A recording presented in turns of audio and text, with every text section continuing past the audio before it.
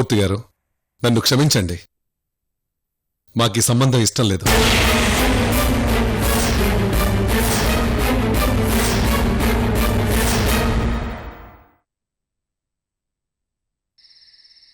ఇంత మంచి సంబంధం వస్తే నువ్వేం చేస్తావు చెప్పు కృష్ణవేణి. అత్తయ్య, నా సంగతి పక్కన పెట్టండి. ఈ సంబంధం మీకు నచ్చిందా? నచ్చిందనేగా నీకు చెప్తాండాది. అభ్యంతరం ఒకటేనమ్మా. ఒక్కగానొక్క కూతుర్ని ఎంత దూరం పంపించడం ఎందుకు అని ఆలోచిస్తున్నారు. అంతకుమించి వేరే రీజన్స్ ఏమీ లేవు. మీ మామయ్య పేరు ప్రతిష్టలు చూసి ఇష్టపడి మరీ వచ్చినారు. అబ్బాయి కూడా అలివేణి నచ్చినది. పెళ్లి చేసి అమెరికా పంపించడానికి మీ మావయ్యకు ససేమిరా ఇష్టం లేదు.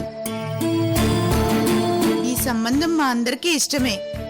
ఆయన వద్దని నిర్ణయం తీసుకున్నాక నేనెళ్ళి మాట్లాడలేను. ఒకవేళ నువ్వు చెప్తే నీ మాట వింటాడేమోనని నీతో చెప్తుండాం. ఇదిగో కృష్ణవేణి, అలివేణిని కూడా నువ్వే ఒప్పించాలి.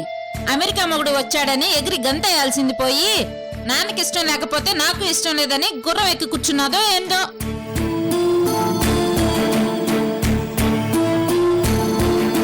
తండ్రి కూతుర్ని ఒప్పించే బాధ్యత నాదత్తయ్య, సరేనా? నాకు తెలుసు కృష్ణవేణి, నువ్వు అనుకుంటే ఏదైనా చేయగలవు. తొందరగా వెళ్ళు.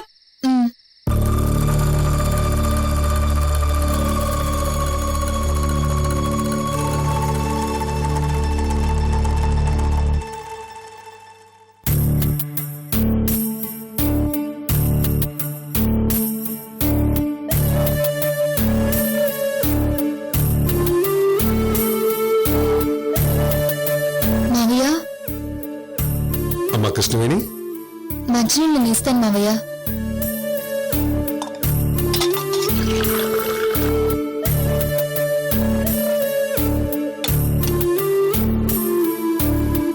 నేను పెడతాను.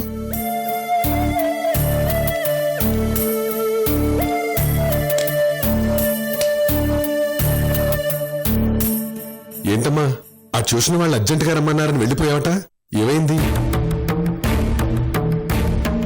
పెళ్లి చూపులు అయ్యేంతవరకు ఇంట్లో కనిపించకు. ఏంటమ్మా మాట్లాడవు? ఏం లేదు మావయ్య, వాళ్ళు కొంచెం స్ట్రిక్ట్ గా ఉంటారు. మనం వాళ్ళ టైమింగ్స్ కి అడ్జస్ట్ అవ్వాలి. అందుకే పెళ్లి చూపులున్నా వెళ్ళక తప్పలేదు. వాళ్ళు క్రమశిక్షణకు విలువిచ్చే వాళ్ళు అయితే మనకు మంచిదే కదమ్మా. నాకు ట్యూషన్ చెప్పడానికి సౌకర్యంగానే ఉంది మావయ్య. శాలరీ, టైమింగ్స్ అన్ని వివరంగా చెప్పారు. ప్రతిరోజు ఒక 1 అవర్ క్లాస్ చెప్పాలంతే. అంతా నువ్వు అనుకున్నట్టుగా ఉంది కదా? ఎలాంటి ప్రాబ్లం లేదు మావయ్య. సరేనమ్మా. మావయ్య, మీతో ఒక విషయం మాట్లాడాలి. ఏంటో చెప్పమ్మా. అలివేణి పెళ్లి చూపుల గురించి మావయ్య. మంచి సంబంధం ఎందుకు వదులుకున్నారు మావయ్య? ఒక్క కారణమని కాదమ్మా. అసలు మీరు వద్దు అనుకోవడానికి కారణం ఏంటో ఒక్కటి చెప్పండి మావయ్య. మంచి సంబంధం, మీ అమ్మాయి లక్ష్మీదేవి అని వచ్చారు. విజయవాడలో ఫ్యామిలీ అని చెప్పి వారం రోజుల్లో పెళ్లి, నెల రోజుల్లో అమ్మాయిని తీసుకుని విదేశాలకు వెళ్ళిపోతామంటే ఎలాగమ్మా? వారం రోజుల్లో పెళ్లి, నెల రోజుల్లో అమ్మాయిని పంపించడం నాకెందుకో ఇష్టం లేదమ్మా. అందుకే వద్దన్నాను. అంటే అలివేణిని అంత దూరం పంపించడం మీకు ఇష్టం లేదు, అదేనా కారణం?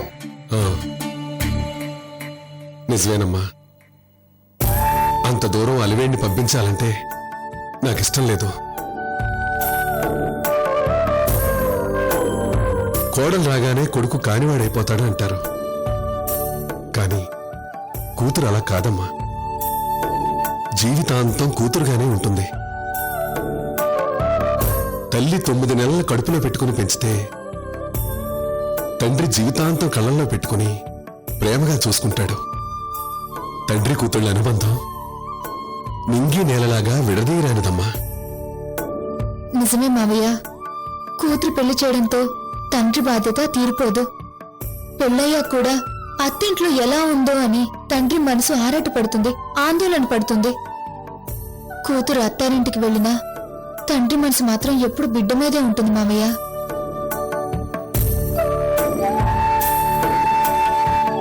కూతురు తల్లవుతుందని తెలిసి తాత పోస్ట్ వస్తున్నందుకు పిల్లాడై ఆనందపడతాడు. కడుపుతో ఉన్న బిడ్డ పుట్టింటికొస్తే ఆ తండ్రి ఆనందానికి పట్టుపగ్గాలే ఉండవు.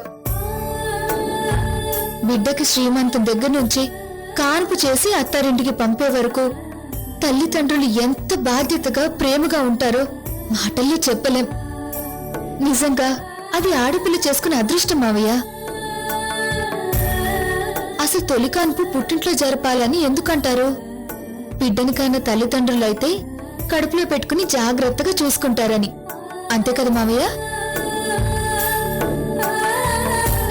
పండక్కి పబ్బానికి పెళ్లిళ్ళకి కూతురికి అల్లుడికి బట్టలు పెడతారు. అందరూ ఒకే చోట ఆనందంగా కలుస్తారు. ఆ సరదాలు సంతోషాల కోసమే కదా తల్లిదండ్రులు బ్రతికేది. రేపు అలివేణి పెళ్లి అవ్వగానే ఇక్కడి నుంచి వెళ్ళిపోతే ఇవన్నీ నేను చేయగలనా?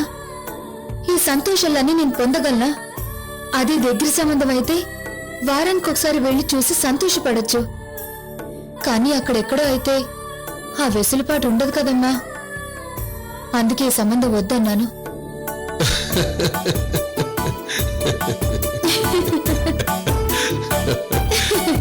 మీరు ఇలా రండి, రండి, ఇలా కూర్చోండి.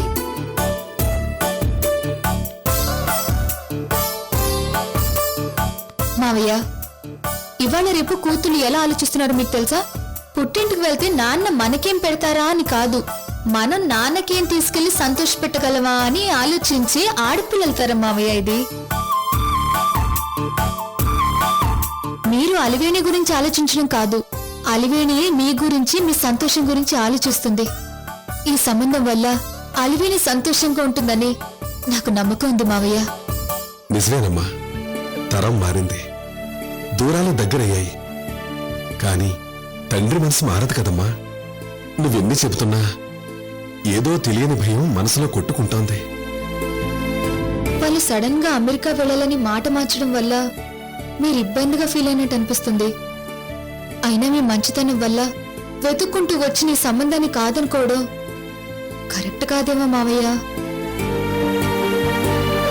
మన సంబంధం అనుకున్నాక వాళ్ళ అబ్బాయికి సాఫ్ట్వేర్ కంపెనీ నుంచి మంచి ఆఫర్ వచ్చిందంటే అది మన అలివేణి అదృష్టమే కదా మావయ్య. అది కాదమ్మా, అలివేణి. మావయ్య, నేను ఇంత చెప్పినా మీరు ఒప్పుకోవట్లేదంటే ఒక విషయం నాకు ఇప్పుడిప్పుడే అర్థమవుతుంది. నువ్వు నా రెండో కూతురువమ్మా అన్నారు, కానీ ఇప్పుడు అది నిజం కాదనిపిస్తుంది మావయ్య. ఏంటమ్మా నువ్వనేది? మరంతే కదా, మీ ఒక్కగానొక్క కూతురు దూరం అయిపోతుందనే కదా ఆలోచిస్తున్నారు. అంటే నేను కూతుర్ని కాదనేగా? అయ్యో, అలాంటిదేం లేదమ్మా. కాకపోతే ఇంకేంటి, మీ పెద్ద కూతురు అమెరికా వెళ్తే మీ బాగోకులు చూసుకోవడానికి రెండో కూతురు నేనున్నాను కదా. ఈ పెళ్లితో అలివేణి దూరం అవుతుందని మీరు ఫీల్ అవుతున్నప్పుడు మన ఊరు చుట్టుపక్క ఊళ్ళల్లో ఒక మంచి సంబంధం చూసి చేస్తే నేను మీ కళ్ళ ముందే ఉంటాను కదా మావయ్య. అప్పుడు పెద్ద కూతురు అలివేణి అమెరికాలో సంతోషంగా ఉంటుంది, నేను మీ దగ్గర సంతోషంగా ఉంటాను. ప్లీజ్ మావయ్య. కొడుకునని ఏదో చెప్పడం కాదు, అలివేణి పెళ్లి నా చేతుల మీదుగా జరిపిస్తాను మావయ్య.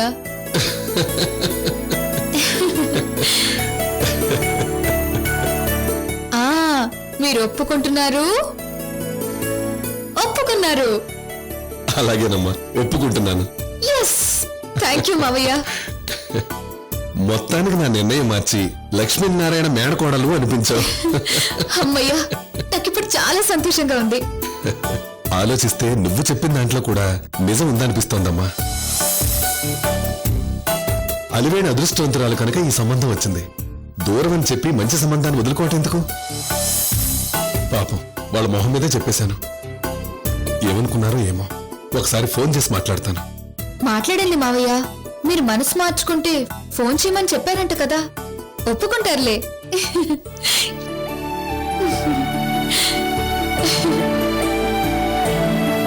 నీలాగా తల్లిదండ్రులు అర్థం చేసుకునే బిడ్డలుంటే ఆ ఇల్లు స్వర్గం కదమ్మా.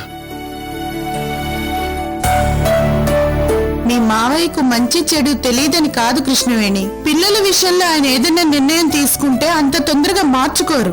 అందుకే నిన్ను ఒప్పించమన్నాను. అత్తయ్య, అలివేణికి అమెరికా సంబంధం కుదిరితే బాగుంటుందని నేను మనసులో అనుకుంటున్నాను. మొత్తానికి మామయ్య ఒప్పుకున్నారు. నిజంగా మన అలివేణి అదృష్టవంతురాలు వదినా. అవును వీరభద్రం, నిజమే.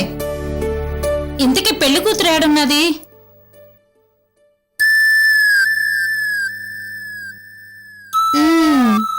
పెళ్లి కూతురు ఎక్కడుందో నాకు తెలుసు.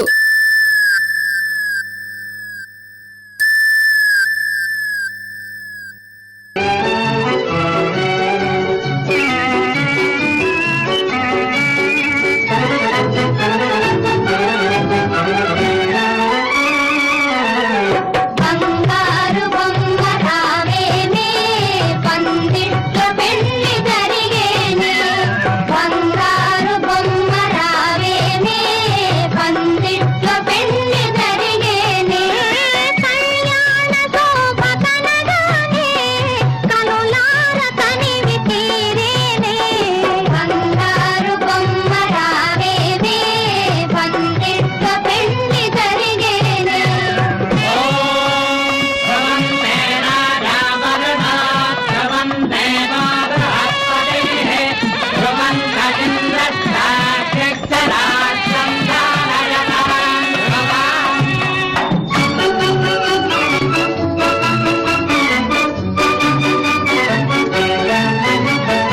ఎనలేని నోము నోటి నీ వీరోదుకెదురు చూసి మురిపించి మనసు తోటి అది ముత్యాల ముగ్గులేసి కలగన్న ఘడియ రాగానే తల వంచి పిడియ పడరాగే కలగన్న ఘడియ రాగానే తల వంచి పిడియ పడరాగే ఓ బంగారు బొమ్మ రావేమే పందిట్లో పెళ్లి జరిగేనే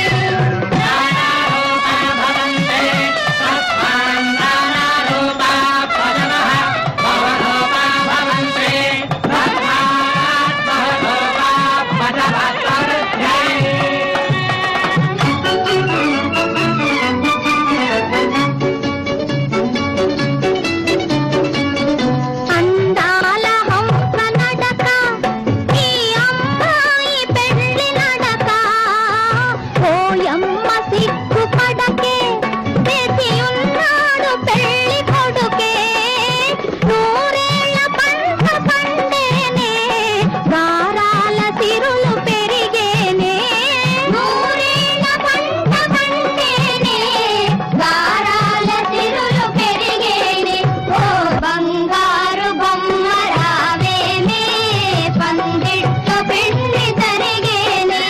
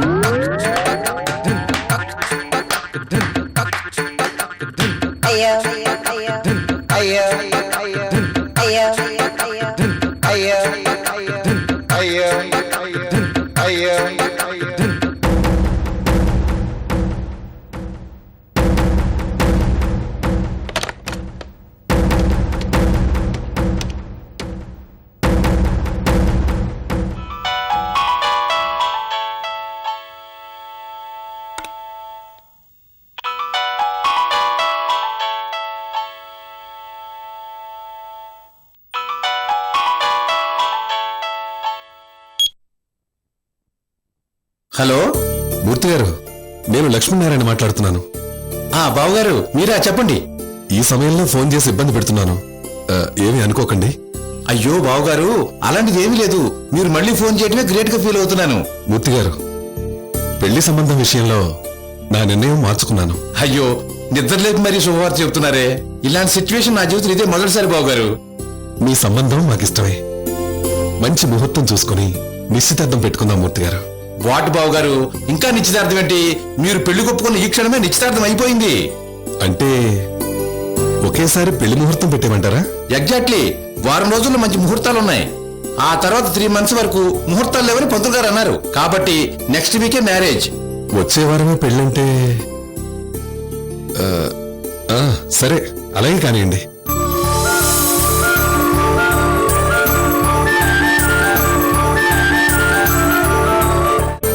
బావగారు ఇంకొక ముఖ్యమైన విషయం, మా తరపున పెళ్లికి రిలేటివ్స్, ఫ్రెండ్స్, వెల్విషర్స్ ఎవరూ రారు. మాకు తెలిసిన వాళ్ళందరూ విదేశాల్లో సెటిల్ అయి ఉన్నారు. సడన్ గా పెళ్లి పెట్టుకున్నాం కాబట్టి ఎవరూ రారు. అలాగే మూర్తి గారు.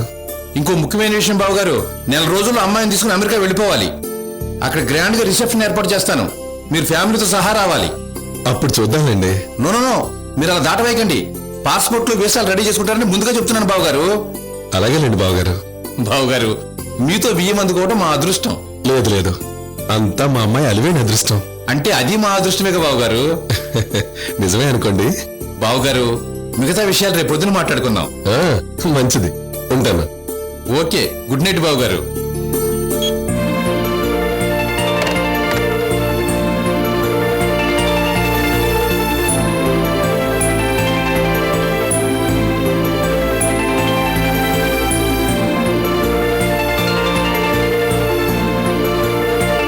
వరలక్ష్మి, వచ్చే వారమే పెళ్లి. మిగతా విషయాలు రేపు మాట్లాడదాం అన్నారు. అవును, ఇంతకీ పాట పాడుతూ నన్ను చూసి ఆగిపోయారంటే? కానివ్వండి. మనసైన వాడు వరుడు, ఈ మదినేలు కొనెడు కనుడు. వేసేను మోడు ముళ్ళు, ఇక పురిసేను పూల జల్లు. ఈ ఏటికిరువురొకటైతే నీ గట్టికి ముగ్గురవుతారే.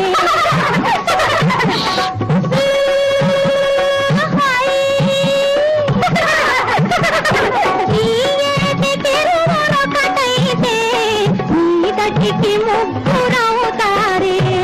బంగారు బొమ్మరావేనే, బందిట్ట పెండి జరిగేనే. బంగారు బొమ్మరావేనే, బందిట్ట పెండి జరిగేనే.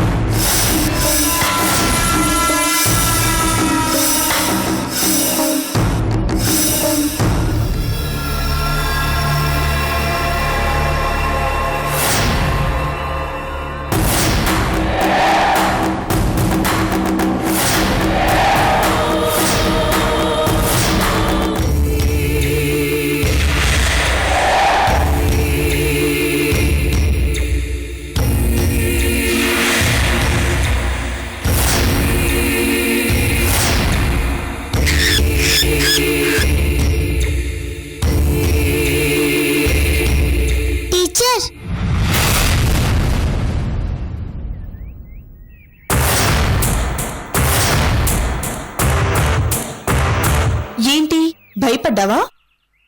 లేదు మేడం. అబద్ధం చెప్పకు, నేను చూశాను, నువ్వు భయపడ్డావు.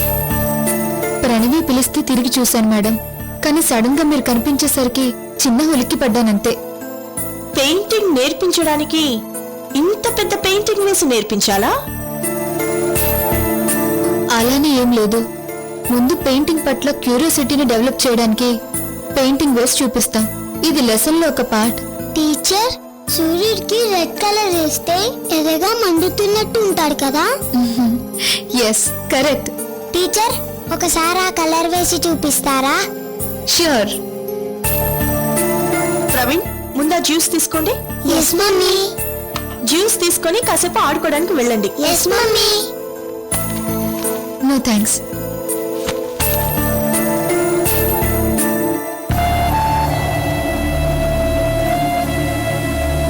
దీనికి కొంచెం టెక్ ఎక్కువలా ఉంది. అక్కకి తప్ప మనకి భయపడేలా లేదు.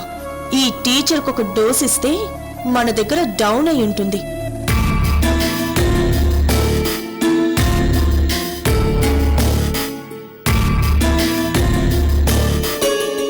కృష్ణవేణి, చెప్పండి మేడం.